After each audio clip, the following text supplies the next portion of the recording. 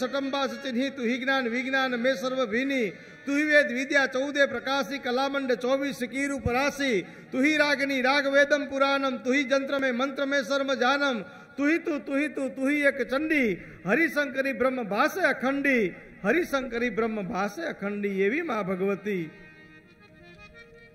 आणि भगवती ने स्तुति करता कविओ एम लखे कि हे मां जगदंबा जारे कई नतु ने त्यारे आ सचराचर सृष्टि पर तू अति मां तू अति जन्मेजय नामना ऋषिए प्रश्न पूछो जे कि हे भगवान आपे अंबा यज्ञ द्वारा देवीना आराधनानी कथा करी એટલે તે કોણ છે કેવી રીતે આ સૃષ્ટિ પર આવ્યા કેવી રીતે આ સૃષ્ટિ પર રહ્યા બ્રહ્માંડ આ સાથે સાથે મને આખા બ્રહ્માંડની ઉત્પત્તિની કથા કહો શ્રીમદ દેવી ભાગવતમાં આ બ્રહ્માંડની જે ઉત્પત્તિ થઈ એની પણ કથા છે 18 પુરાણોમાંનું એક અદ્ભુત પુરાણ એટલે આ દેવી ભાગવત 18,000 શ્લોકોમાં સવિસ્તાર વ્યાસજીએ જેનું વર્ણન કર્યું છે એવું આ દેવી ભાગવત એમાં બ્રહ્માંડની ઉત્પત્તિ છે આ બ્રહ્માંડ એટલે શું બ્રહ્માંડની કલ્પના કોણે કરી બ્રહ્માંડ કેવી રીતે ઉત્પન્ન થયું બ્રહ્માંડ ક્યાં ચાલે છે આ તમામ પ્રકારની સવિસ્તાર જો કોઈ માહિતી હોય તો આપણા દેવી મહાભાગવતમાં છે હે ભૂદેવ બ્રહ્મા વિષ્ણુ અને મહેશ આ તો સગુણ દેવતા છે બ્રહ્મા એટલે આપણે ગુરુને પણ બ્રહ્મા કીધા છો ગુરુર બ્રહ્મા ગુરુર વિષ્ણુ ગુરુર દેવો મહેશ્વરઃ ગુરુર સાક્ષાત પરબ્રહ્મ તસ્મે શ્રી ગુરુવે નમઃ હે ગુરુદેવ તમે બ્રહ્મા સ્વરૂપ છો બ્રહ્મા એટલે તમે મારા મનની અંદર જે બ્રહ્મ છે એ બ્રહ્મને દૂર કરવા વાળા છો એટલે તમે બ્રહ્મા છો આપણે ગુરુને પણ બ્રહ્મા કીધું છે ને આપણે જ્યાં જઈએ આપણે વાળીના જઈએ આપણે તરફ જઈએ આપણે જ્યાં આપણા ગુરુદ્વારે જઈએ ત્યાં આપણે એમ કહેતા હોય કે હે ગુરુદેવ તમે બ્રહ્મા છો કારણ કે તમે મારા બ્રહ્મનું સમાધાન કરો છો એ ગુરુર બ્રહ્મા ગુરુર વિષ્ણુ ગુરુની જગ્યાએ આપણે જઈએ એટલે આપણને અન્ન ધન મળે આપણને તનને આરામ મળે પાલન ને પોષણ થાય અને જ્યાં આપણા અવગુણોનો નાશ થાય એટલે કે રુદ્ર બની અને ગુરુ મારા તમારા અવગુણોને મિટાવે છે તિમિરને મિટાવે છે એટલે કીધું ગુરુર બ્રહ્મા ગુરુર વિષ્ણુ ગુરુર દેવો મહેશ્વરઃ ગુરુર સાક્ષાત પરબ્રહ્મ તસ્મે શ્રી ગુરુવે નમઃ વ્યાસજી બોલ્યા કે હે રાજન તમારી બુદ્ધિ બહુ વિશાળ છે હમણાં તમે બ્રહ્માંડની ઉત્પત્તિ કેવી રીતે થઈ એ તો અઘરા વિષય મને પૂછ્યો છે પણ વાત એટલી જ જણાવવાની કે મુનિવર નારદજી જ્યારે ગંગા કિનારે બિરાજમાન હતા ત્યારે વેદોના સર્વોત્તમ જ્ઞાતા એ મુનિના મને દર્શન થયા ખબર અંતર પૂછ્યા અને નારદજીને પૂછ્યું કે મુનિ તમે બુદ્ધિમાન છો આ વિશાળ બ્રહ્માંડના મુખ્ય કર્તા કોણ છે એ જણાવવાની મારા ઉપર કૃપા કરો ત્યારે નારદજીએ આ સંપૂર્ણ મનોરથ પૂર્ણ કરવા વાળી આદિમાયા મહાશક્તિ પરાવળમાં અને કાર્ય સંપન્ન કરવા વાળી આ પ્રકૃતિની વાત જણાવતા આ નારદજીએ મને એમ કીધું કે કલ્યાણમય નિર્ગુણ અને સ્ત્રી ગૃહો એવી વૈષ્ણવી સાંભવી બ્રાહ્મી વાસવી અને વારાહી નારસિંહી એવી અદ્ભુત મહાલક્ષ્મી નામથી વિખ્યાત એવી આ વેદ દ્વારા પ્રગટ થયેલી એમાં ભગવતીના સ્વરૂપનો એક ભાગ છે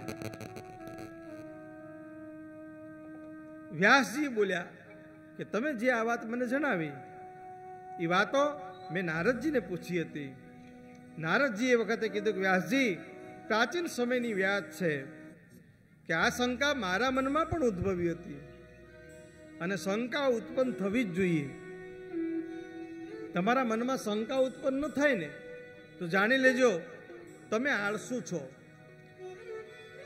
શ્રદ્ધા વસ્તુ અલગ છે પણ શંકા તો હોવી જ જોઈએ જે શંકા અર્જુનને થઈ હતી મહાભારતના યુદ્ધમાં જે શંકા કર્ણને થઈ હતી, જે શંકા કુંતાજીને થઈ હતી, જે શંકા દ્રૌપદીજીને થઈ હતી, ભક્તિનો એક મારક છે સાહેબ. અને એ શંકા મારા મનમાં જ્યારે થઈ ત્યારે આ સ્થાવર જંગમમાં જેટલા પણ પ્રાણી છે એ તમામની ઉત્પત્તિ મારા કમળમાંથી ઉત્પત્તિ થઈ. અને કમળ પર બેસી અને વિચારવા લાગ્યો કે આ આઘા જળમાં હું કેવી રીતે ઉત્પન્ન થયો. વિચાર તો કરો. ભગવાનને પણ આવું થયું. ભગવાને પણ એવું વિચાર્યું કે હું ક્યાંથી ઉત્પન્ન થયો. ત્યારે પાણીમાં ઉતરી હજારો વર્ષ સુધી મેં તપશ્ચર્યા કરી, સંશોધન કર્યું, પૃથ્વીનું અન્વેષણ કર્યું, પણ ત્યાંય મને આનો લાગ ન મળ્યો. ત્યારે આકાશવાણી થઈ કે તમે તપ કરો, તપ કરો, તપ કરો અને પછી સૃષ્ટિ કરો. એ આકાશવાણીના માર્ગદર્શન અનુસાર મેં 1000 વર્ષ સુધી પાણીમાં રહી અને ત્યાં તપ કર્યું. એ સમયે મધુ અને કૈટભ નામના જે દૈત્યો મારી સામે આવ્યા હતા અને એ દૈત્યોનો મેં વધ કર્યો હતો. અને ત્યારે ભગવતી યોગ નિંદ્રાનું મને સ્મરણ થયું. મેં એનું સ્મરણ કર્યું અને સ્મરણ સાથે 5000 વર્ષ સુધી મેં આ મધુ કૈટભ સામે યુદ્ધ કરી અને એનો નાશ કર્યો હતો. ભગવાન વિષ્ણુએ ખોળામાં સુવાડી અને એના પ્રાણ રહિત કરી દીધા હતા. આવી શ્રીમદ દેવી ભાગવતની આ કથાના રસપ્રવાહ વચ્ચે આ તમામ પ્રકારના સૃષ્ટિના નિર્માણના, પાલન પોષણના અને એના વિનાશના કારણો આગળ ને આગળ ને આગળ ને આગળ વધતા જ રહે છે. આ સૃષ્ટિનો ક્યારેય અંત નથી.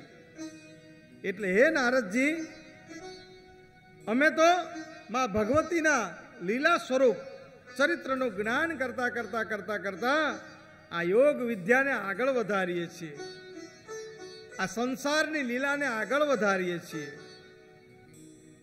પણ જે પરમ તત્વ છે એ તો એક જ છે.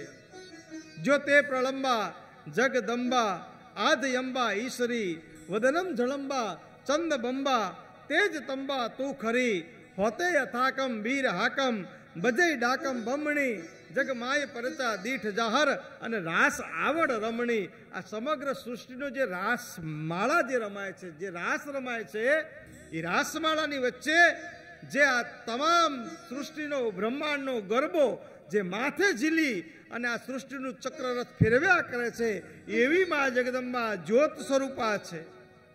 એટલે એને જોધમાં પણ કહે છે, એને જ્યોતમાં પણ કહે છે. જ્યોતે પ્રલંબા. પ્રલંબા એટલે અનેક પ્રલયો જેનામાં નિર્માણ પામે છે, એ પ્રલંબા. એક પ્રલય તો હજુ ઉત્પન્ન થાય, એનો નાશ થાય ત્યાં બીજા પ્રલય ઉત્પન્ન થાય. અનેક એવા વમળો, જેમ દરિયા કિનારે તમે બેસો અને જેમ વમળો આવતા જાય, એ વમળોનો પાર આવે, એ વમળોનો પાર ના આવે. એમ આ સૃષ્ટિના જે વમળો છે એ વમળોનો પાર નથી આવતો.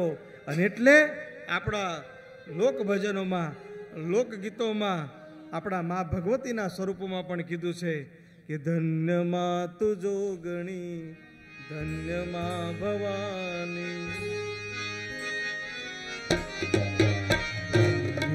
તુજો ગણી ધન્ય માં ભવાની, માં તુજો ગણી ધન્ય માં ભવાની. હે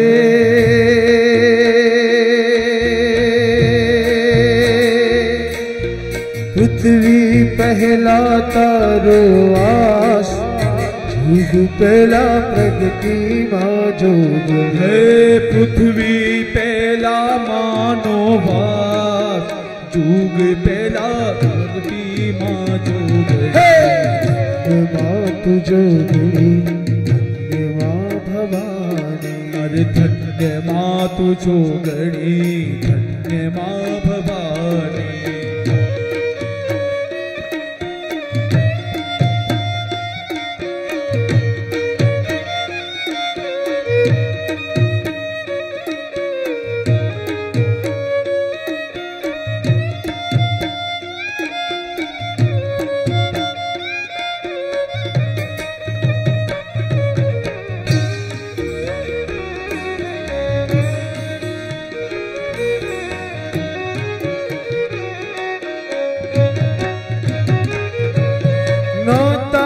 सूरज मारी नोता चांदलिया नोता देवो ना दरबार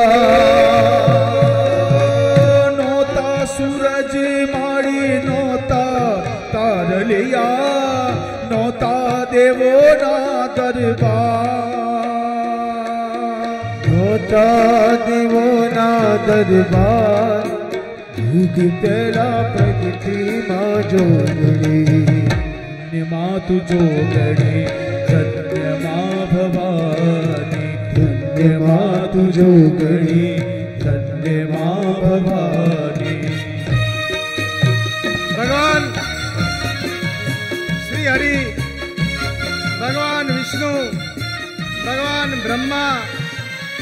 ब्रह्मा विष्णु ने महेश आ भगवान ना त्रणेय स्वरूपो ज्यारे आ सृष्टि में चक्कर चक्कर चक्कर फरवा मंड्या त्यारे एमणे एक मणिद्वीप जोयो અને મણિદ્વીપ શું જોયું છે તો એક સુંદર મજાનું સિંહાસન છે અને સિંહાસન ઉપર માં ભગવતી બેઠી છે મનોહર દ્વીપ છે અને દ્વીપમાં મીઠા જળવાળો સમુદ્ર ગુગવાટા મારે છે અને મણિદ્વીપની માલિપા તેજોમય સુસાર ગળામાં ફૂલોની માળા છે મબલક મોતીની માળા મુગટ એમ કહેવાય સોઈ રહ્યો છે એવી માં જગદંબા જાત જાતના રત્નોથી સુશોભિત પલંગ ઉપર માં ભવાની બેઠી છે અને આ મણિદ્વીપનું વર્ણન કરતા કવિ એમ કહે છે કે જ્યારે કઈ નતું ને ત્યારે માં તું હતી અને તું હતી।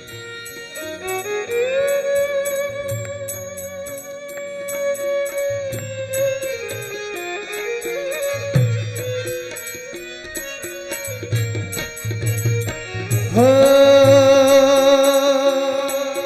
पांच तत्वों माए पूतळू बनाव्यू एमा पूरा छे माए प्राण पांच तत्वनु माए पूतळू बनाव्यो एमा पूरा छे माए प्राण हो एमा पूरा छे माए प्राण युग पेला प्रगति मां जोग हो एमा पूरा छे माए प्राण युग पेला प्रगति मां जोग हे मां तू जोगड़ी मां भवानी अरे धन्य मां तू जोगड़ी धन्य मां भवानी।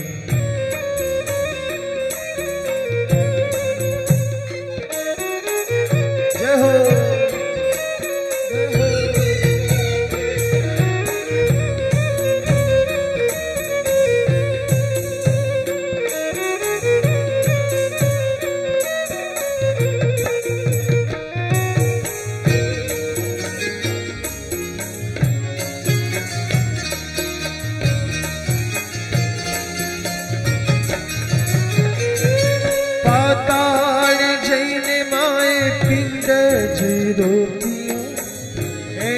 पड़ा छे बेभान हे पाताड़े जईने माए पीठ जीरो पिया एना पड़ा छे बेभान हो एना पड़ा छे बेभान युग पेला प्रगति मां जोगड़ी हो एना पड़ा छे बेभान युग पेला प्रगति मां जोगड़ी मां तू जोगड़ी मां भवानी धन्य मां तू जोगड़ी धन्य मां भवानी धन्य मां तू जोगड़ी मां भवानी।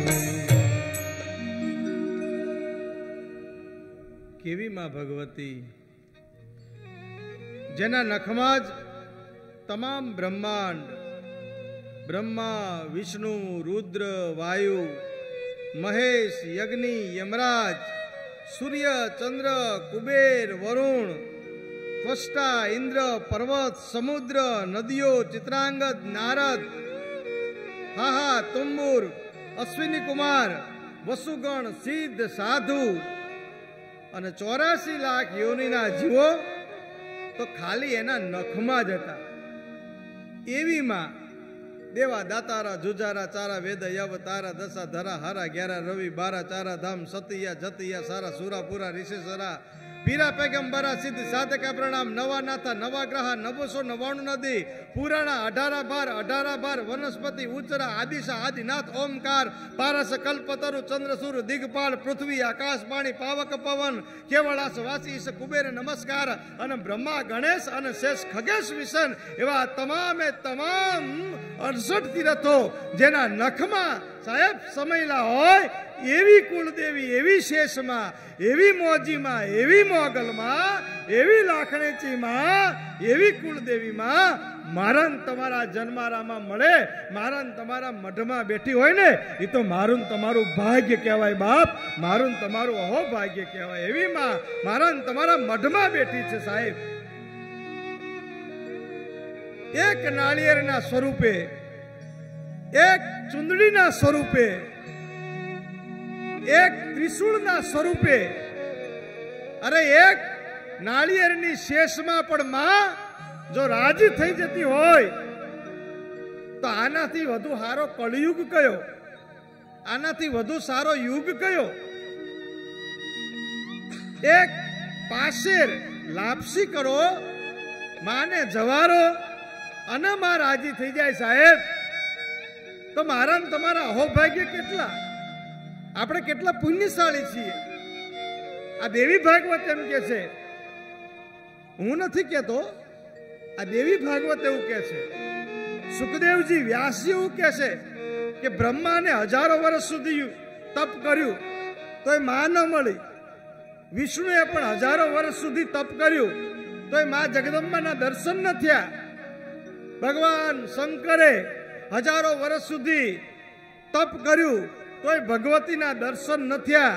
બ્રહ્મા વિષ્ણુ અને મહેશ આ દેવતાઓને હજારો વર્ષ સુધી તપ કરવા છતાં જે જગદંબાના સ્વરૂપનું દર્શન નથી થતું એવી જગદંબાનું દર્શન મને તમને એક એક ક્ષણે થાય છે સાહેબ.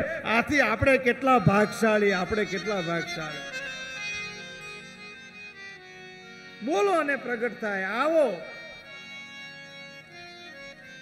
અને આવે માહો આવે હે મોગલ આવે હે નવરાત રમવા કેવા કેવા વિશે કેવા કેવા વિશે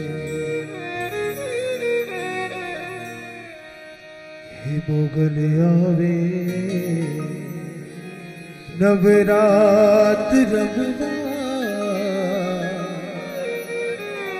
કેવા કેવા વિષયમાં કેવા કેવા વિષય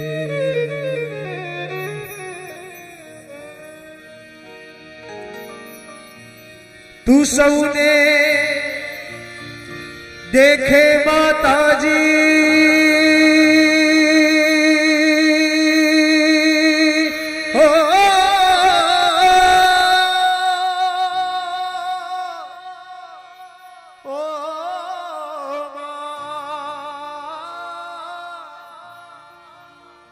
તું સૌને ભાળે માતાજી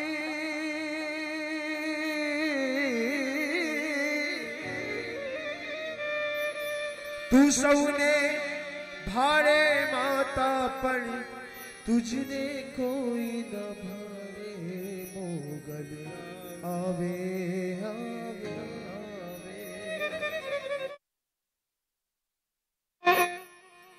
નવરાત રમવા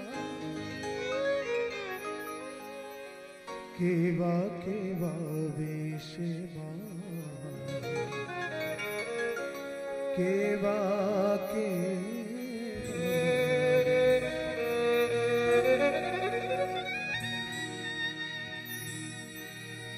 ઝળઝળ ઝળઝળ ઝાલ હે મા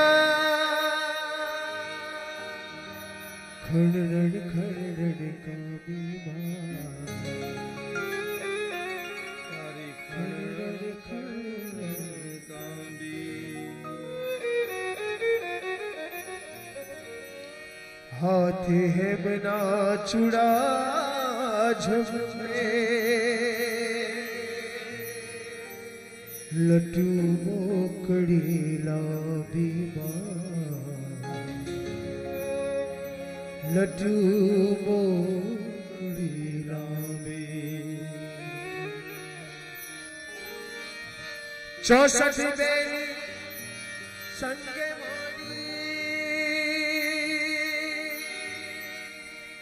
ताड़ी रेत ने माने मोगल आवे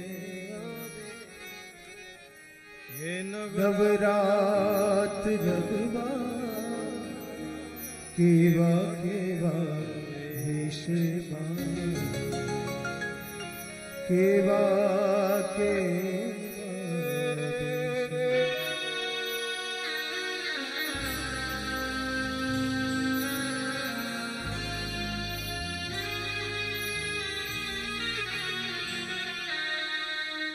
હે માં, તારા હુકમ માત્રથી બ્રહ્મા છે એ આ સૃષ્ટિનું સર્જન કરે છે. હે માં, તારા હુકમથી જ વિષ્ણુ આ જગતનું પાલન કરે છે. હે માં, આપના હુકમથી જ રુદ્ર છે, ભગવાન શિવ છે, એ આ સૃષ્ટિનું વિનાશનું કાર્ય કરે છે. પાછું નવસર્જન થાય, વિનાશ થાય, નવસર્જન થાય. આજે આખી એક ઘટમાળા છે એ તો તમારા યોગની એક લીલાનો ભાગ છે. કરતા હરતા શ્રીહી કારી કાલી કાલી રયણ કૌમારી શશી શેખરા સિદ્ધેશ્વર નારી જગ નિમોવણ જયો જડધારી ધવા ધવળગર ધવદુ ધવળા કૃષ્ણા કુબ્જા કચિત્ર કમળા ચલા ચલાચા મુંડા ચપલા વિકટ વિકટ ભૂબાલા વિમલા સુભગા શિવા જયાશ્રી અંબા પર્યમ પાર પાર પાલંબા પિસાચણી સાકણી પ્રતિબંબા અથ આરાધી જે અવલંબા સ કાલિકા શારદા સમિયા ત્રિપુરી તારણી તારા તનિયા ઓહમ સોહમ અખિયા અભિયા આય અજિયા વિજયા ઉમિયા એવી માં ભગવતી સૃષ્ટિના તમામે તમામ પ્રકારના એક એક મહાભાગનું આપ અવલંબન છો, આપ પરાવલંબન છો. હે માં, ગુરુના સ્વરૂપે પણ તું જ બિરાજમાન છો. એવી માં ભગવતી, તમે વ્યાપક રૂપે ગૌરી રૂપે, બ્રાહ્મી રૂપે, રૌદ્રી રૂપે, શક્તિ રૂપે, શિવા રૂપે, વારુણી રૂપે બ્રાહ્મણોના મુખમાં વસવાવાળી વાણીના રૂપે, ચારણોના મુખમાં વસવાવાળી વાણીના રૂપે, હે માં, તમે અનેક સ્વરૂપે પ્રગટ થઈ અને આ જગતનું પાલન પોષણ કરો છો.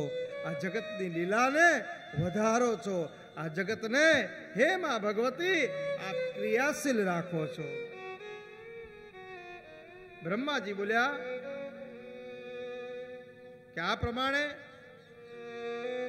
ભગવતીના ચરિત્રનું જ્ઞાન કરતા કરતા બધાને અમે વિદાય કર્યા.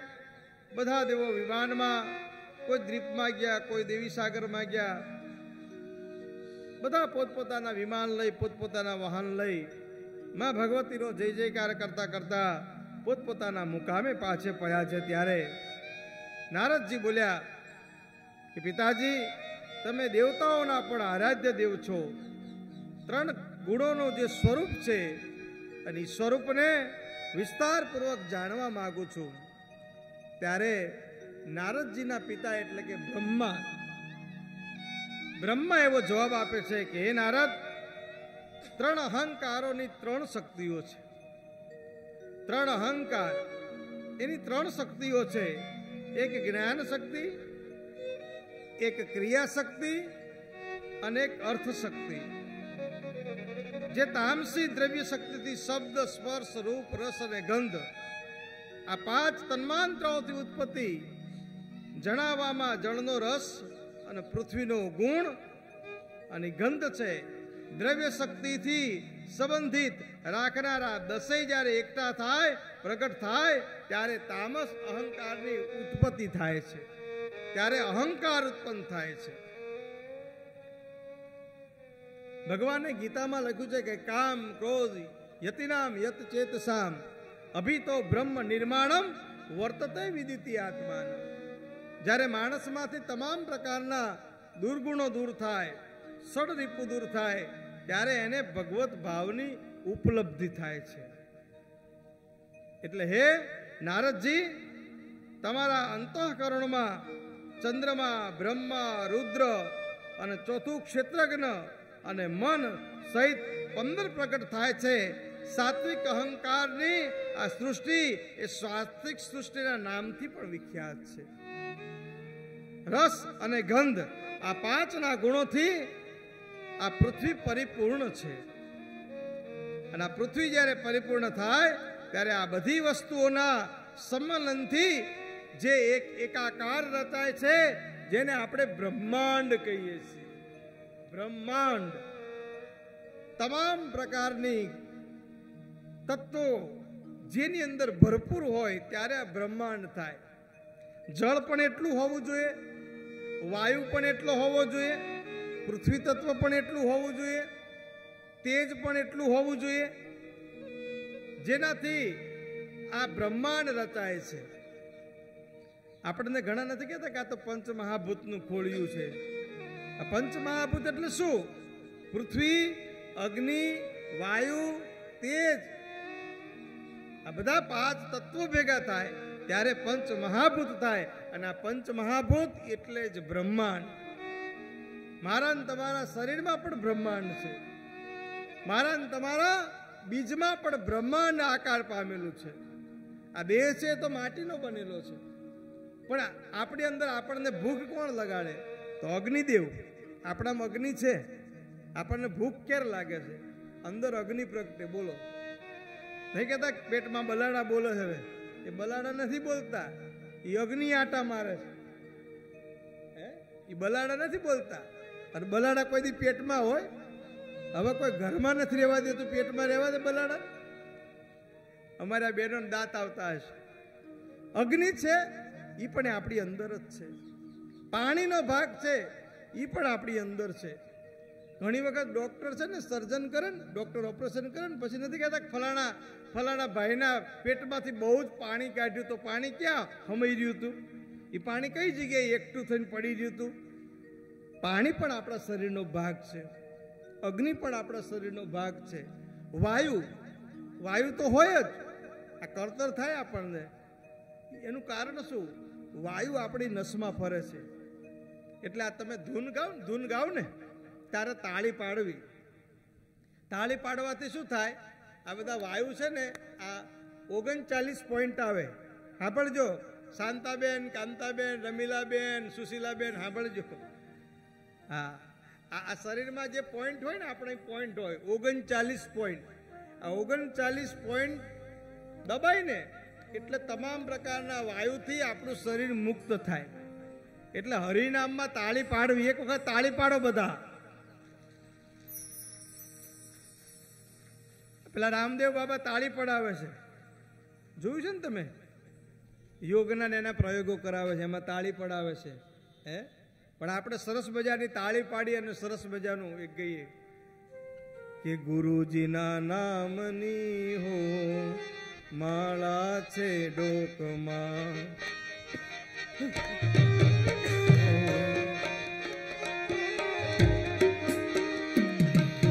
નારાયણ નામની હો માળા છે ડોકમાં, નારાયણ નામની હો માળા છે ડોકમાં.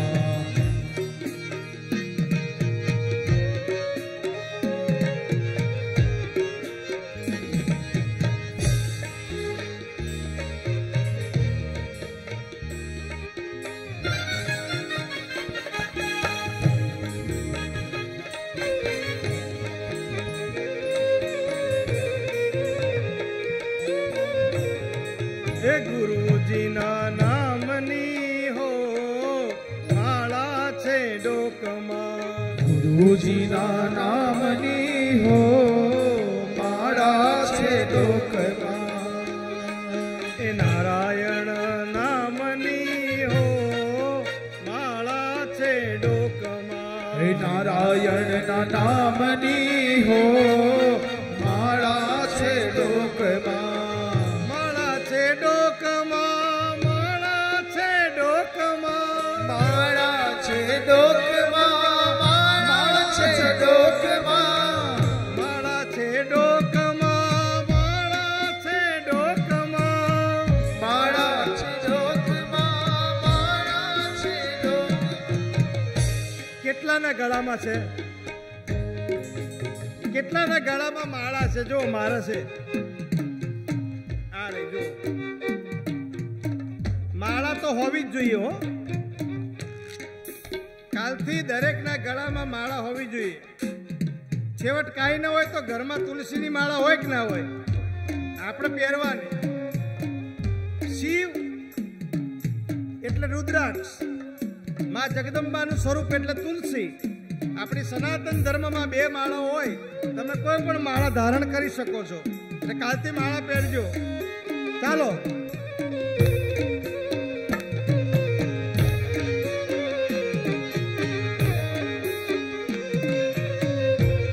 પણ માળા પહેર્યા પછી કેટલું પાલન શું કરવાનું?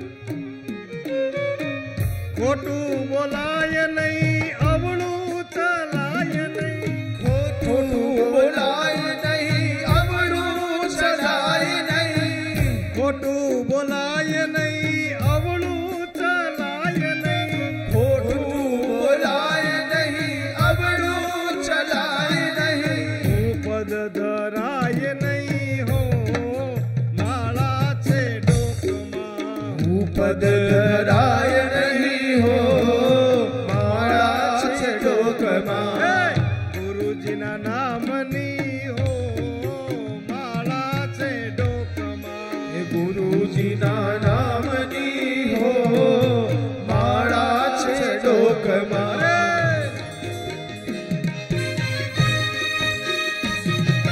જય હો જય હો જય હો.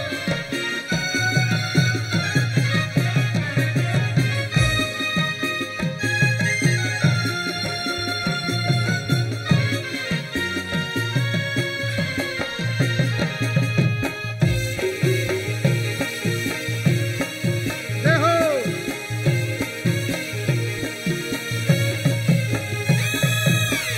ધન સંગ્રાય નહીં, કોઈનું લેવાય નહીં. ધન સંગ્રાય નહીં, કોઈનું લેવાય નહીં. આપણે બીજા કોઈનું જૂટવી લેવામાં બહુ માનતા આવીએ. એક જગ્યાએ સત્યનારાયણની કથા ચાલતી હતી. ચાલુ રાખવાનું. સત્યનારાયણની કથા ચાલતી હતી. એમાં પેલો પ્રસાદ વેચતો હતો ભાઈ. એમાં એક ભાઈ પ્રસાદ લેવા માટે આમ હાથ કર્યો. પેલા એ પ્રસાદ આપ્યો. પ્રસાદ સત્યનારાયણનો તો કેટલો સરસ હોય પ્રસાદ. એ પ્રસાદ તો આપ્યો, પણ પેલાનો લોભ જાગ્યો કે આટલો સરસ શીરો હાથમાં આવ્યો, લાઈને બીજો લઉં. એટલે એક હાથમાં શીરો લીધો, પાછો લીધો હાથ, બીજો હાથ ધર્યો લોભમાં. પણ બન્યું કેવું કે આ તાહામાંથી શીરો ખૂટી ગયો અને પાછળ કૂતરું ઝપટ કરી ગયું. બોલો, બે બાજુ ફીર્યો. એટલે કે ભાઈ કે શું કે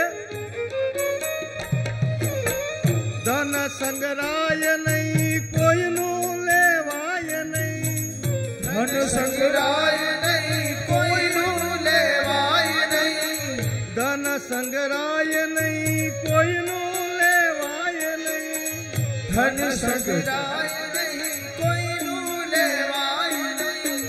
ભક્તિ હે ભક્તિ ભૂલાય નહીં હો માળા છે ડોકમાં. ભક્તિ ભૂલાય નહીં હો માળા છે ડોકમાં. એ ભક્તિ ભૂલાય નહીં હો માળા છે ડોકમાં. ભક્તિ ભૂલાય નહીં હો માળા છે ડોકમાં. એ ગુરુજીના નામની હો માળા છે ડોકમાં.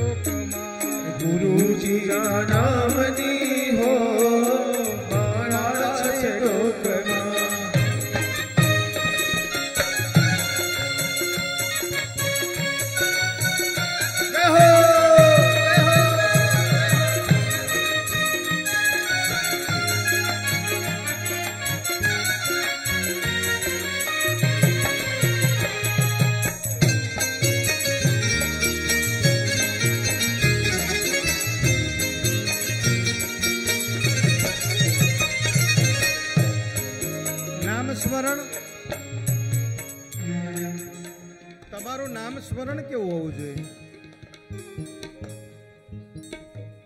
ગુરુ એટલે કોણ? ગુરુ એટલે કોણ? મને એક પ્રશ્નનો બધા જવાબ આપો. બે પગે ચાલે એ ગુરુ, બે આંખે જોવે એ ગુરુ, મને ને તમને જે જીવનનો રસ્તો બતાવે એ ગુરુ. કોણ ગુરુ? જીવનમાં ગુરુ કેવા હોવા જોઈએ અને ગુરુ કોને કરાય? દેવી ભાગવતમાં એનું વિસ્તારપૂર્વક વર્ણન કર્યું છે.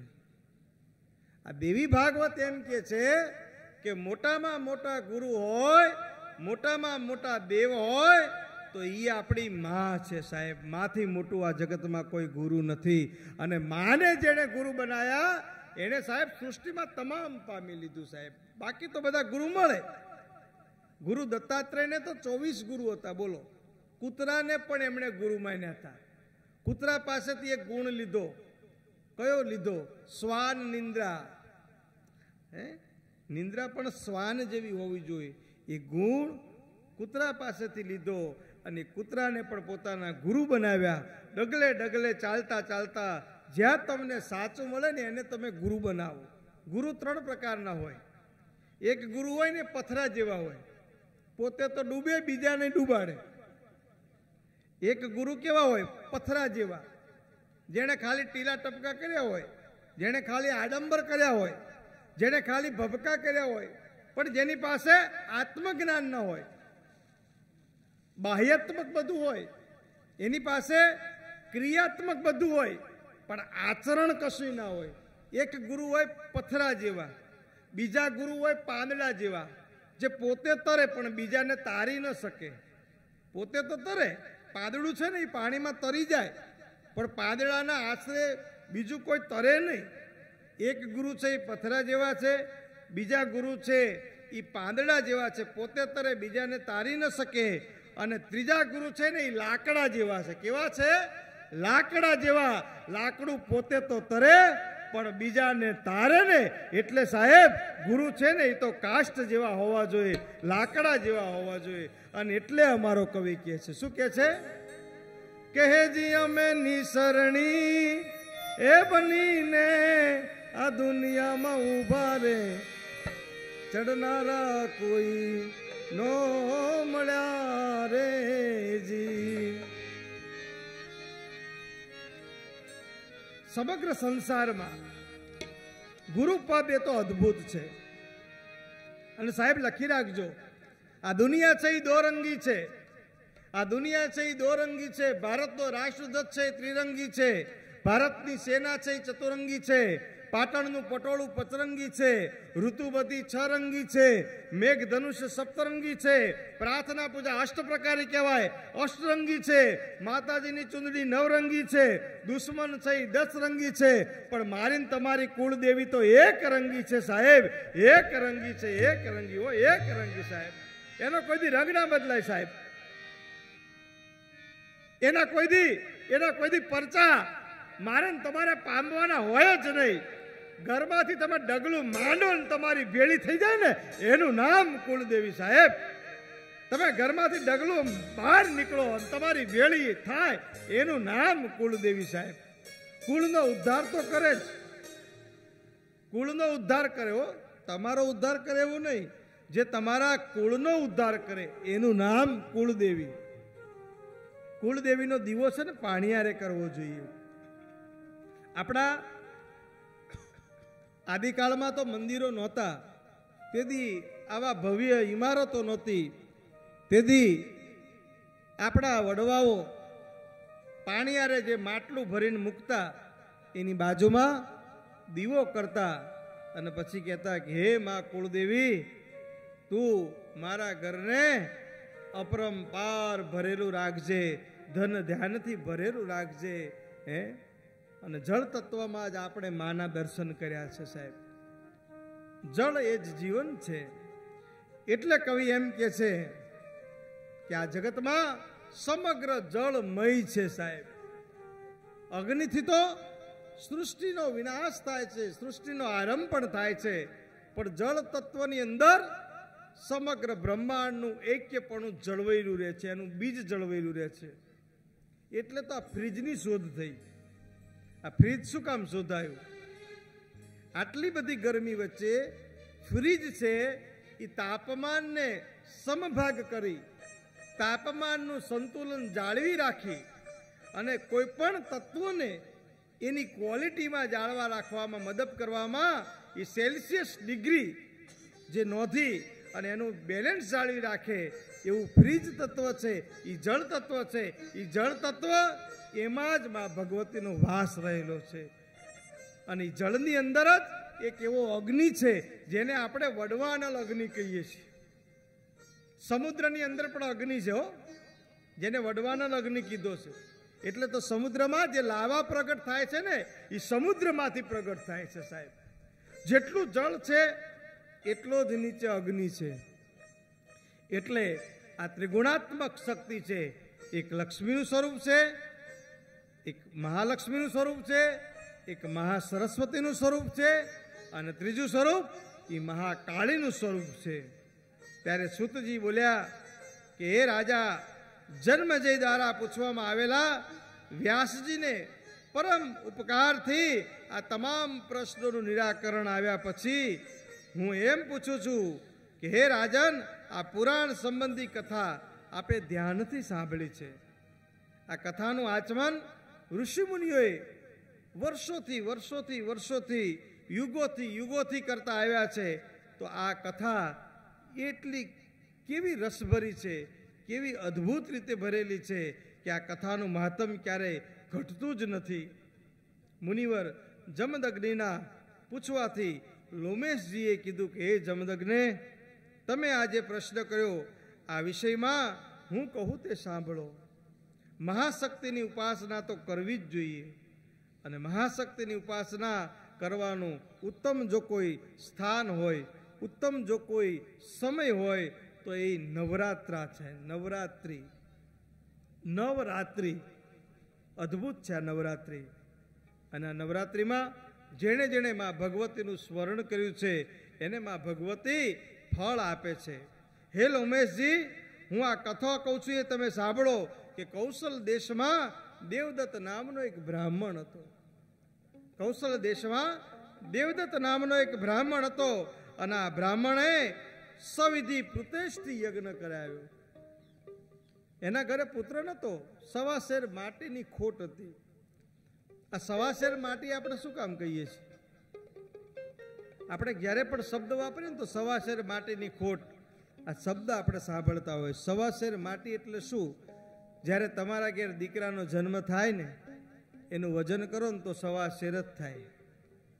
દીકરાનો જન્મ થાય, પુત્રનો જન્મ થાય, પુત્રીનો જન્મ થાય, મનુષ્યનો જન્મ થાય તો એનું વજન સવાશેર થાય. જ્યારે મનુષ્યનો જન્મ થાય તો એનું વજન સવાશેર છે. એ જ મનુષ્યનું જ્યારે મૃત્યુ થાય, એની રાખ ભેગી કરવામાં આવે, એના હાડકા ભેગા કરવામાં આવે, એને જોખવામાં આવે ને તો સવાશેર જ થાય સાહેબ. આ સવાશેરથી કશું નથી. એટલે તો આપણે સવાશેર લાપસી ધરાવીએ છીએ, સવાશેર ઉલેર ધરાવીએ છીએ, સવાશેર આ બધું ધરાવે છે. અને સવાશેર છે ને એ જ શેષ છે. આ જગત ઉપર જ્યારે કશું નથી રહેતું ને, ત્યારે જે રહે છે ને એ શેષ છે. એ શેષમાં અહીં બામોસણામાં બિરાજમાન છે. બોલો શેષ માત કી જય.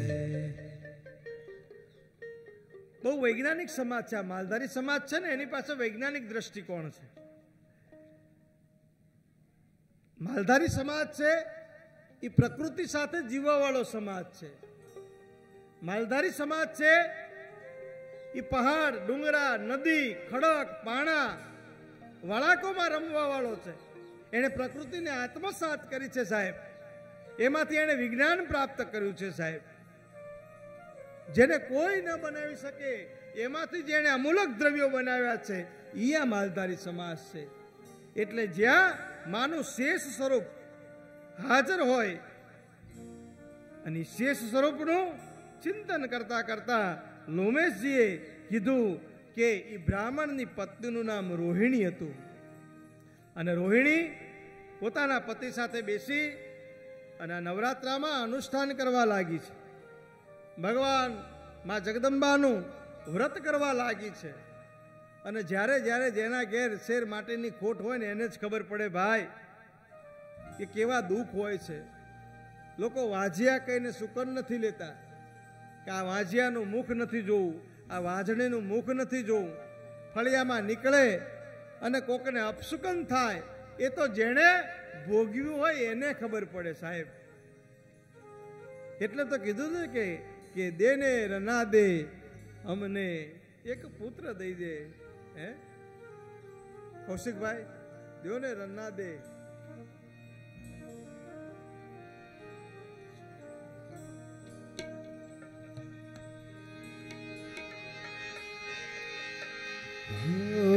ચકરડી ભમરડી માર ઘેર જાજી રે ભવાની ભમરડી માર ઘેર જાજી રે ભવાની. હો ભમરડી નો ખેલ નાર દોને રે ભવાની ભમરડી નો ખેલ નાર દેજે રે ભવાની. હો ચકરડી નો ખેલ નાર દોને રે ભવાની નો રામ નાર દેજો રે. ભમરડી માર ઘેર જાજી રે ભવાની ચકરડી ભમરડી માર ઘેર જાજી રે ભવાની. જય જય રામ જય જય રામ રાધલ માં જય જય રામ રાધલ માં જય જય રાધલ માં જય જય રાધલ માં જય જય રામ.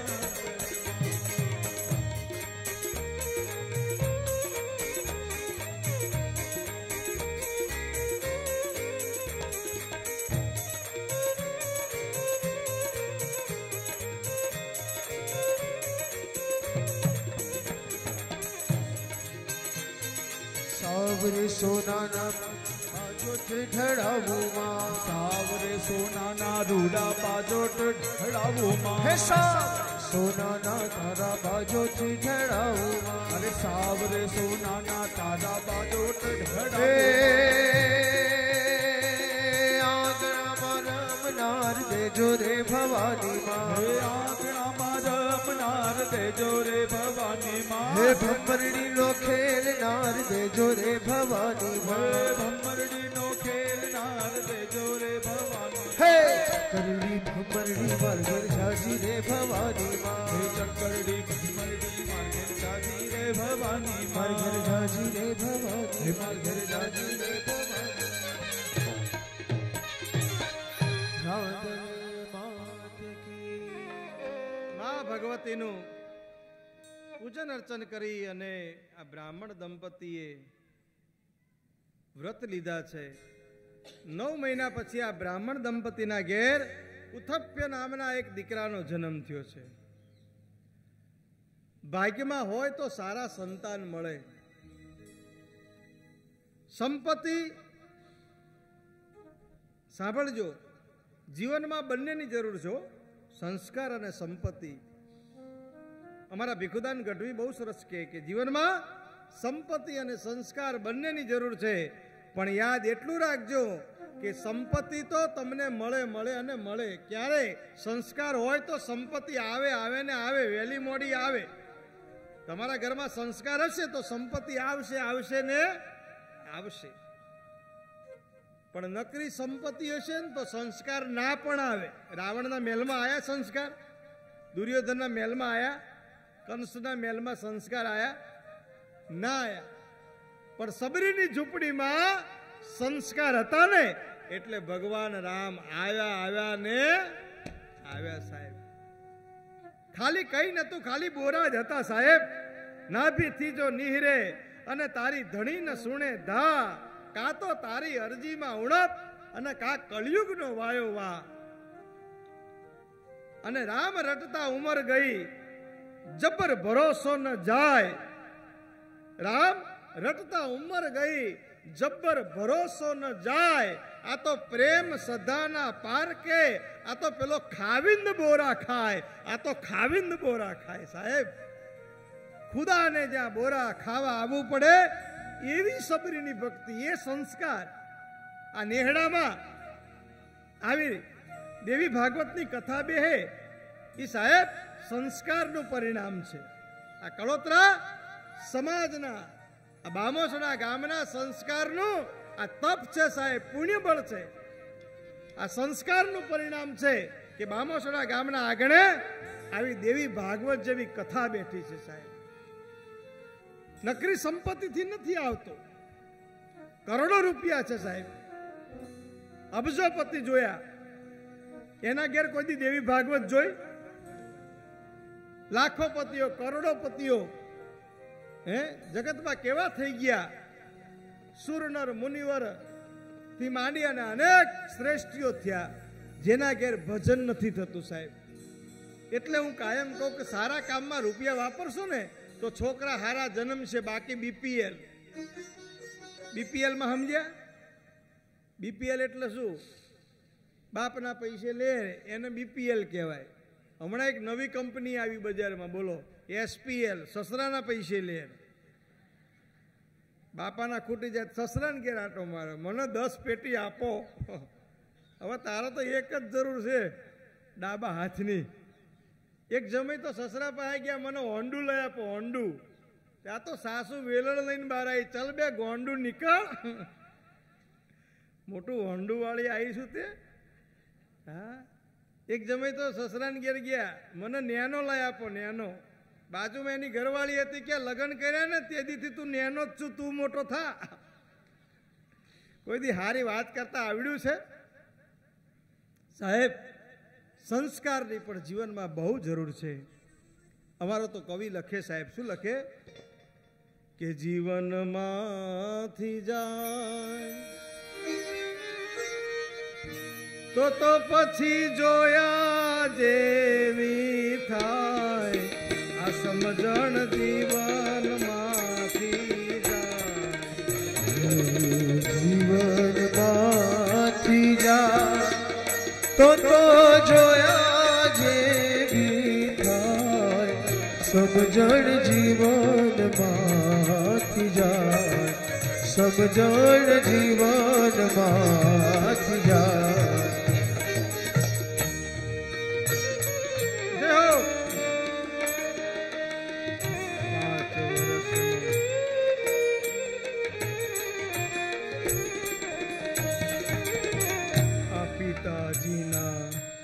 વચન ખાતર રામ જીવનમાં જાય.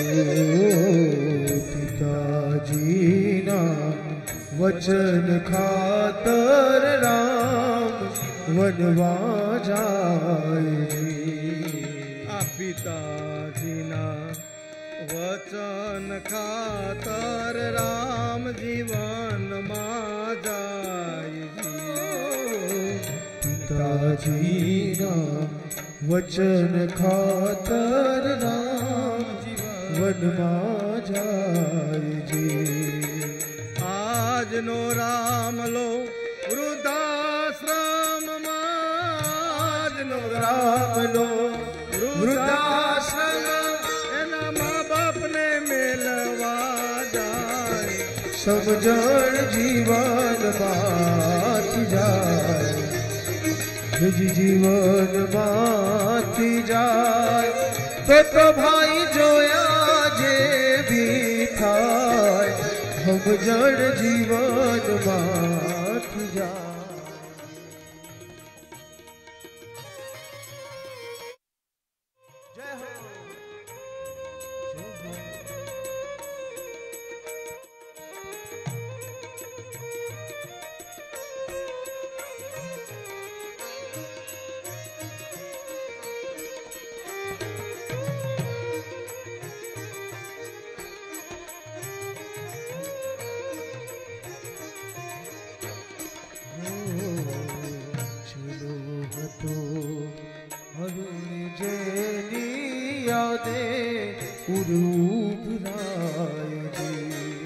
અરે ચેલો હતો પેલો આરુણ્ય, એની યાદે ઉર ઉભરાય. ચેલો હતો પેલો અરુણી જેની યાદે ઉર ઉભરાય. અરે ચેલો હતો પેલો આરુણ્ય, એની ઉર ઉભરાય. અને આજના ચેલે का मास्टर साहेब ने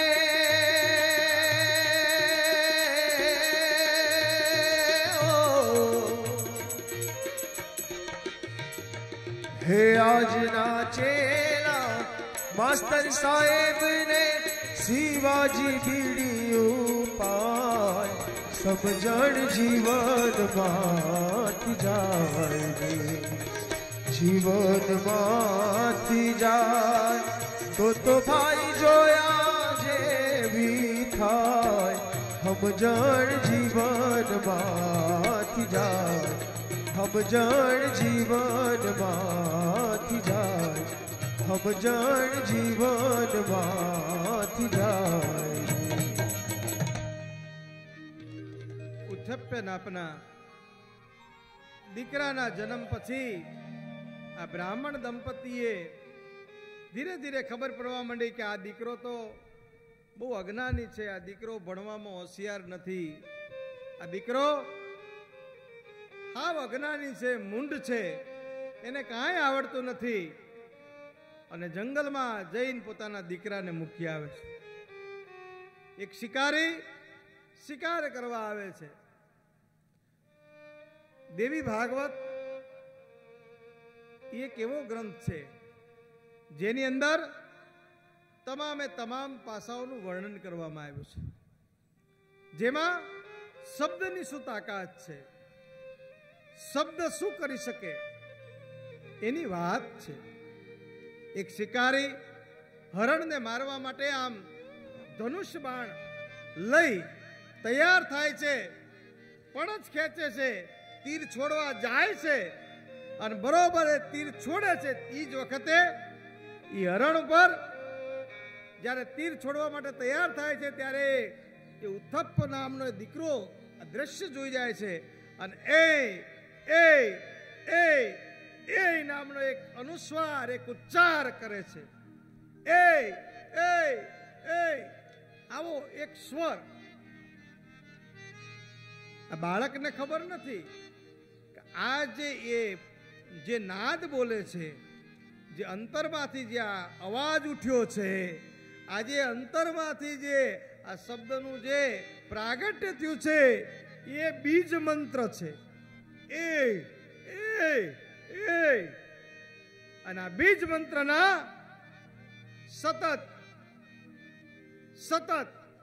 સતત એના મુખ કમળથી નીકળવાથી એને આ સારસ્વત એ નામના બીજ મંત્રનું પ્રાગટ્ય થાય છે અને એને આ ભ્રકુટીના બધા બ્રહ્માંડો હોય છે ખુલી જાય છે. માણસ પાસે કાંઈ નહોતું ને ત્યારે સરસ્વતી એની જોડે હતી. માણસ પાસે કાંઈ નહોતું ને ત્યારે એની જીભે સરસ્વતીનું પ્રાગટ્ય થયું અને એ નામના ઉચ્ચારણ થયું અને એ નામના ઉચ્ચારણ થયા પછી જે બચ્ચું હોય છે તો બચી જાય છે, એનો તો જીવ બચી જાય છે. પણ આ ઉથપ્પ નામના એક ઋષિ બાળનો જન્મ થાય છે. અમુક બીજ મંત્રો એવા છે, ઓમ એમ રેમ ક્લીમ ચામુંડાય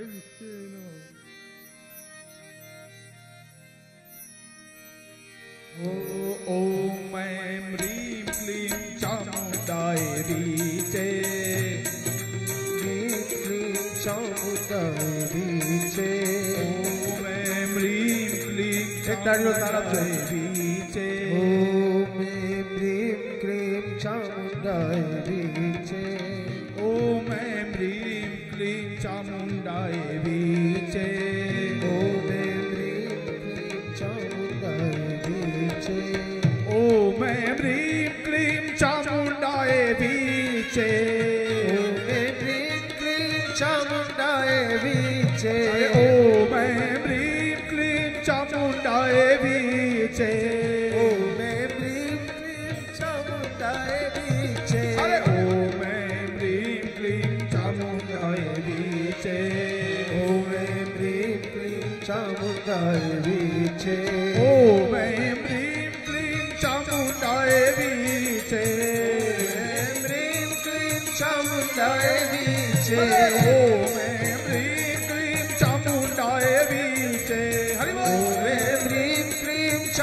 ચામુંડાએ વિચે અરે ઓમ ह्रीं क्लीं चामुंडाय वीचे ઓમ હ્રીં ક્લીં ચામુંડાએ વિચે ओम ह्रीं क्लीं चामुंडाय वीचे ઓમ હ્રીં ક્લીં ચામુંડાએ વિચે ओम ह्रीं क्लीं चामुंडाय वीचे ઓમ હ્રીં ક્લીં ચામુંડાએ વિચે ओम ह्रीं क्लीं चामुंडाय वीचे ઓમ હ્રીં ક્લીં ચામુંડાએ વિચે ओम ह्रीं क्लीं चामुंडाय वीचे ओम ह्रीं क्लीं ओम ह्रीं क्लीं चामुंडाय वीचे ओम ह्रीं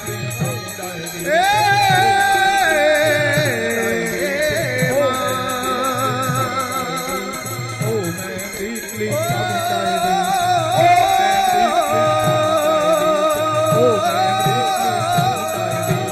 ओम ह्रीं क्लीं चामुंडाय वीचे ओम ह्रीं क्लीं चामुंडाय वीचे ओम ह्रीं આદિશક્તિ અંબે માત કી વાઘબીજ મંત્ર, જેને વાઘબીજ મંત્ર કહેવામાં આવે છે, એ ભગવતીનો વાઘબીજ મંત્ર. આપણે કોઈ પણ શક્તિપીઠમાં જઈએ, આપણે ક્યાંય દૂર જવાની જરૂર નથી. આપણે અંબાજી જઈએ તો અંબાજીની અંદર આપણે જે દર્શન કરીએ છીએ ને એ મંત્ર છે. માતાજીનું સ્વરૂપ જે છે ને એ મંત્ર સ્વરૂપ છે. તમે ધ્યાનથી જોતો શ્રીયંત્ર છે, એટલે તો શ્રીયંત્રમાં ભગવતીના સ્વરૂપનું વર્ણન છે. અમુક જગ્યાએ તમે જાઓ ને ત્યાં તમને આવા બીજ મંત્રોની અંદર માના સ્વરૂપના દર્શન થાય. એ બીજ મંત્ર એ ગમે ત્યાં તમે તમારી સાથે ફેરવી શકો છો સાહેબ.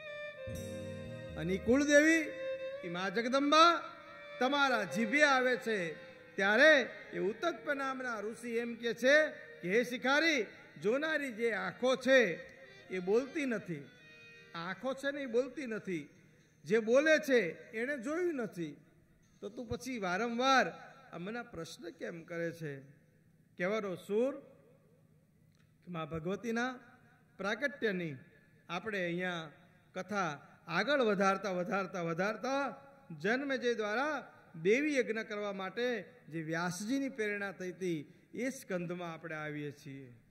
રાજા જન્મેજયે કીધું, પ્રભુ ભગવતી જગદંબાના અનુષ્ઠાનની વિધિ જણાવવાની કૃપા કરો. આપણે બધું તો સાંભળ્યું, પણ હવે મા જગદંબાના અનુષ્ઠાન કરવાની જે વિધિ હોય એ વિધિનો આપણે સવિસ્તાર ઉલ્લેખ શ્રીમદ દેવી ભાગવતમાં કરીશું કે અનુષ્ઠાન કેવી રીતે થાય. વ્યાસજી બોલ્યા કે હે રાજન સાંભળો, ભગવતીના યજ્ઞનું સવિધિ વર્ણન હું કરું છું. ત્રિલોકની અંદર માં જગદંબાના અનુષ્ઠાનની વિધિ એ સાત્વિક, રાજસી અને તામસ. મુનિઓ માટે સાત્વિક છે, રાજાઓ માટે રાજસ છે અને રાક્ષસો માટે તામસ વિધિ છે. હે રાજન, દ્રવ્ય શુદ્ધિ, ક્રિયા શુદ્ધિ અને મંત્ર શુદ્ધિથી આ યજ્ઞ પૂરા થતા હોય છે. જેની જેવી દ્રષ્ટિ હોય એવું એને ફળ મળે છે. હે રાજન, પાંડવોએ સર્વોત્તમ રાજ સૂર્ય યજ્ઞ કર્યો હતો. બ્રાહ્મણોને ખૂબ દક્ષિણા આપી હતી અને યાદવેશ્વર ભગવાન શ્રી કૃષ્ણ સ્વયં આ યજ્ઞમાં પધાર્યા હતા. છતાં પણ પાંડવોને દુઃખ ભોગવવું પડ્યું હતું. આ શ્રીમદ દેવી ભાગવત કહે છે, આપણે નથી કહેતા, વ્યાસજી કહે છે કે આટલું બધું યજ્ઞ કર્યું, આટલું બધું પુણ્યદાન કર્યું, છતાં પણ પાંડવોને જીવનમાં કષ્ટ ભોગવવું પડ્યું હતું. એટલે એક વાત લખી રાખજો, કર્મ તો કોઈને છોડતું નથી ને. તમે ગમે એટલા યજ્ઞ કરાવો, ગમે એટલા ભોગ ધરાવો, ગમે એટલા દાન કરો, ગમે એટલા પુણ્ય કરો, પણ સાહેબ કર્મ છે એ કોઈને છોડતું નથી ને, છોડતું નથી. એટલે કર્મથી મોટો કોઈ યજ્ઞ જગતમાં નથી સાહેબ. કર્મ એ મોટામાં મોટો યોગ છે, કર્મ એ મોટામાં મોટો યજ્ઞ છે અને કર્મથી જ આ સૃષ્ટિ રચાય છે એવું આ દેવી ભાગવત કહે છે, વ્યાસજી કહે છે. આવા યજ્ઞ કોણે કોણે કર્યા હતા? આવા જ યજ્ઞ અનેક દેવોએ કર્યા. ઇન્દ્રાદિક દેવોએ તો આવા યજ્ઞો કર્યા હતા. છતાં ચુંડમુંડના સામે આ ઇન્દ્રનો પણ પરાજય થયો હતો, દેવોનો પણ પરાજય થયો હતો. એટલે હે રાજન, કર્મશીલ વિદ્વાનોએ હંમેશા કર્મને જ મહત્વ આપ્યું છે, પ્રધાનતા આપી છે. કર્તા મંત્ર અને દ્રવ્યના ભેદથી વિપરીત ફળના પ્રાપ્તિ જે થતી હોય છે. પ્રાચીન સમયમાં તમે જુઓ તો રાજા દશરથજીને પણ એક જ સંતાન નહોતું. એમણે પણ પ્રતિષ્ઠિ યજ્ઞ કર્યો હતો. 4 પુત્રોની પ્રાપ્તિ યુક્તિપૂર્વક એમણે યજ્ઞ દ્વારા જ હાંસિલ કરી હતી.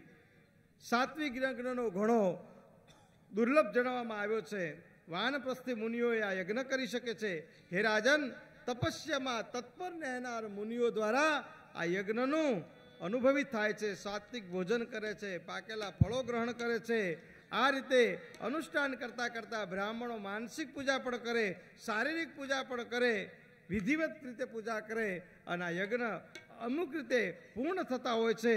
રાજન, અમુક પ્રકારના મોક્ષ છે ને એ આ યજ્ઞના આરંભથી માંડી અને અંત સુધી કરેલા કર્મોના ફળ સ્વરૂપે પ્રાપ્ત થતા હોય છે.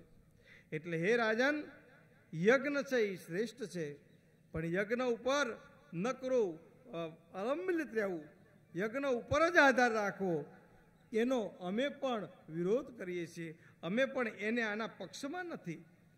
ત્યારે સૂતજી કહે છે કે રાજન, વિધિપૂર્વક યજ્ઞ કરવાથી આપણે હંમેશા ઈચ્છિત ફળ પ્રાપ્ત કરી શકીએ છીએ. રાજા જન્મેજયે કીધું કે ધીજવર, હવે તમે ભગવતીના મહિમાની વિસ્તારપૂર્વકની કથા કહો. હે વિપ્રવર, આ દેવીનો મહિમા મને સંભળાવી અને મારા ઉપર કૃપા કરો. વ્યાસજી બોલ્યા કે રાજન, દેવીનું ઉત્તમ ચરિત્ર હું આપને જણાવું છું. પ્રાચીન ઇતિહાસમાં કૌશલ દેશમાં એક સૂર્યવંશી નામના રાજા હતા અને આ રાજા પુષ્યના સુપુત્ર હતા અને મુહૂર્તમાં એમણે એક દીકરાને જન્મ આપ્યો છે.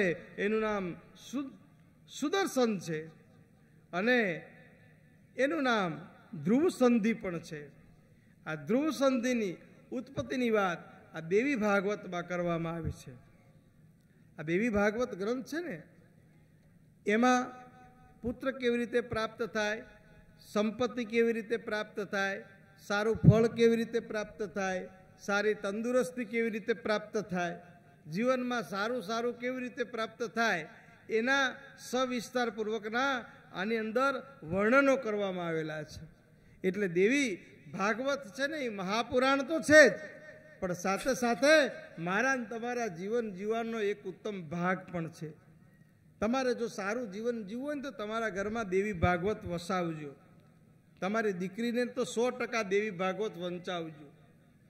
તમારી દીકરીને રોજ 5 પાના વાંચવાની ટેવ પાડજો. કેટલા? 5 પાન વાંચી જવાના.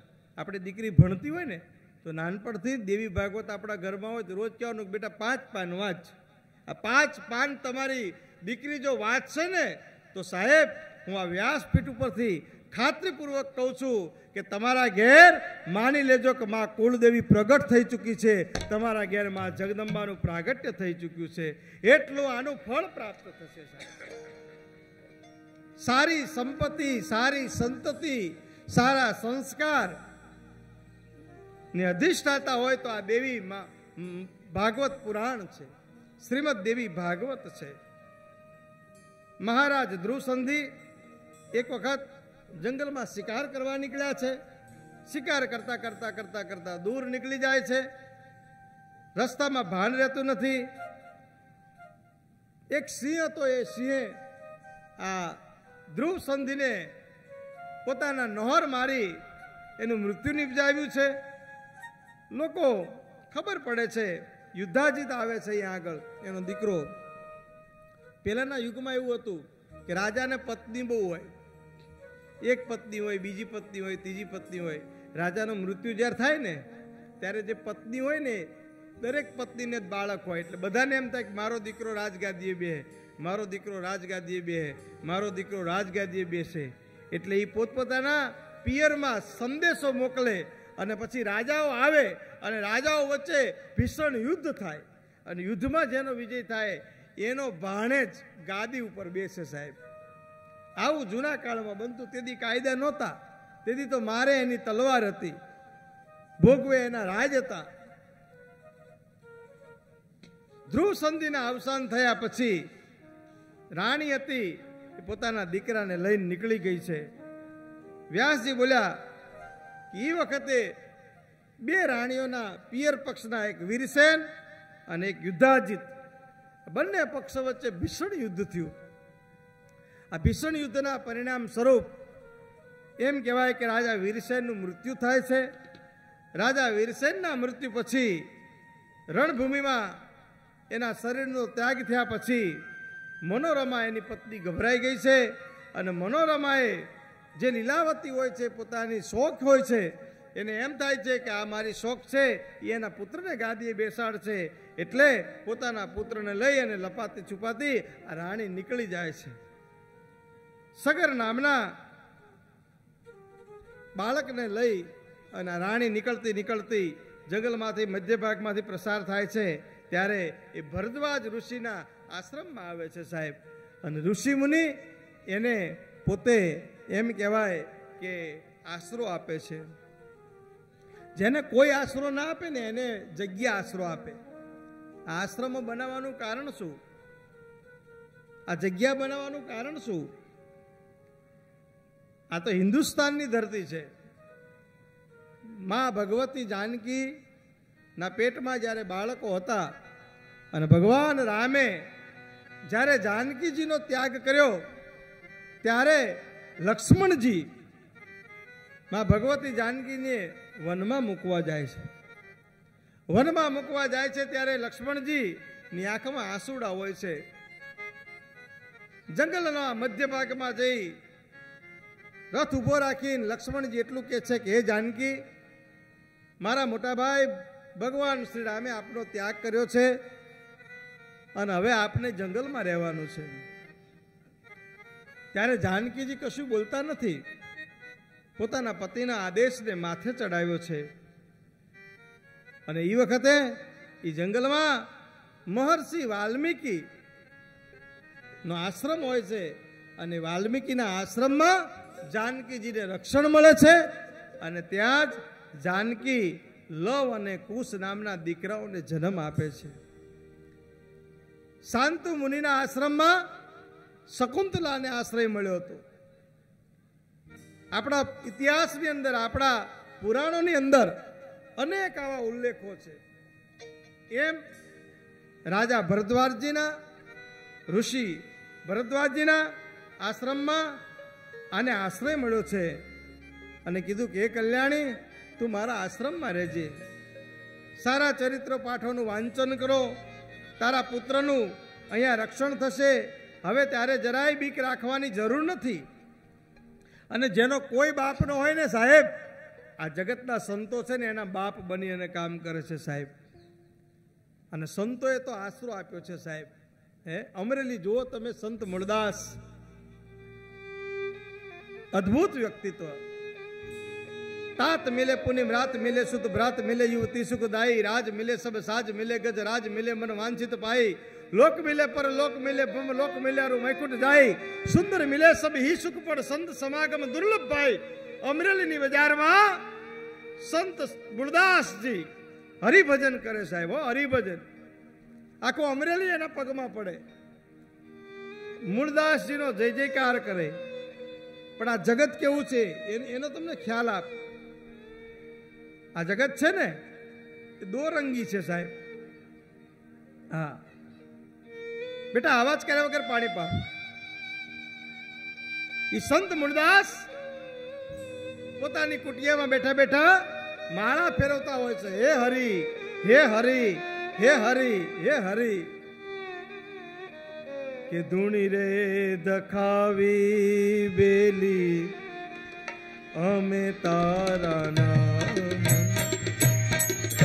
धूणी रे दखावी बेली अमे तारा नाम रे.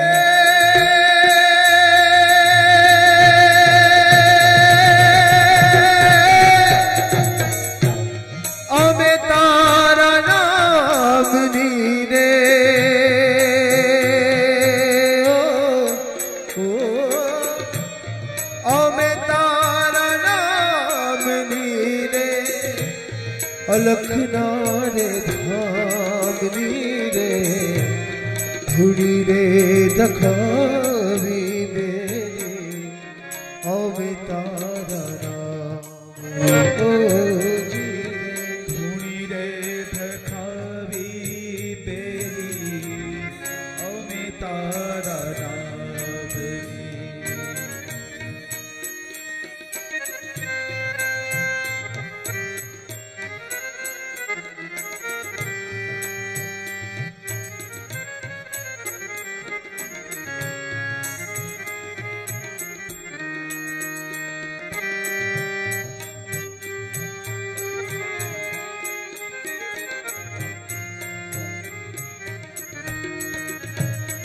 ओ